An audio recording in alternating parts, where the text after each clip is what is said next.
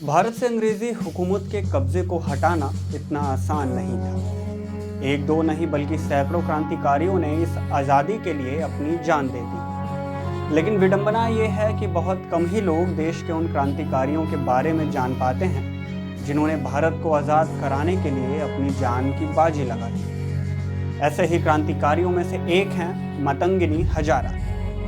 मतंगिनी हजारा का जन्म 19 अक्टूबर 1870 को तत्कालीन पूर्वी बंगाल के मिदनापुर जिले के होगला गांव में हुआ था। गरीबी के कारण 12 साल की उम्र में उनका विवाह एक 62 वर्षीय विधुर के साथ कर दिया गया। 6 साल के बाद मतंगिनी निसंतान ही विधवा हो गई। जैसे तैसे गरीबी में मतंगिनी का गुजारा चल रहा था, लेकिन साल 1932 में देश भर में चल रहा स्वाधीनता आंदोलन उनके घर के बाहर से जुलूस के रूप में गुजरा। जुलूस को देखकर वो खुद को रोक ना पाई और जुलूस के साथ चल पड़ी। इसके बाद मतंगिनी तन मन धन से देश के लिए समर्पित हो गई। 17 जनवरी 1933 को करबंदी आंदोलन का नेतृत्व भी किया।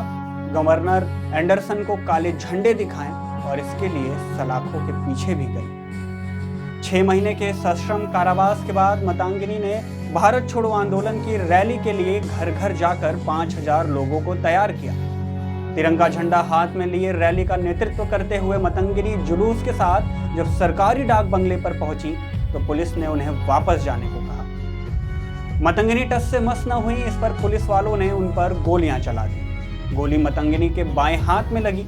तिरंगे को गिरने से पहले ही मतंगिनी ने दूसरे हाथ में उसे थाम लिया।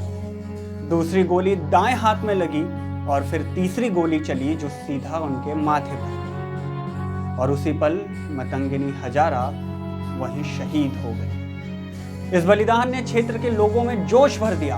परिणाम स्वरूप लोगों ने 10 दिनों के अंदर ही अंग्रेजों को वहां से खदेड़ दिया और स्वाधीन सरकार स्थापित की, जिसने 21 महीनों तक काम किया। तो कुछ यही थी कहानी वीरांगना मतंगिनी हजारा की।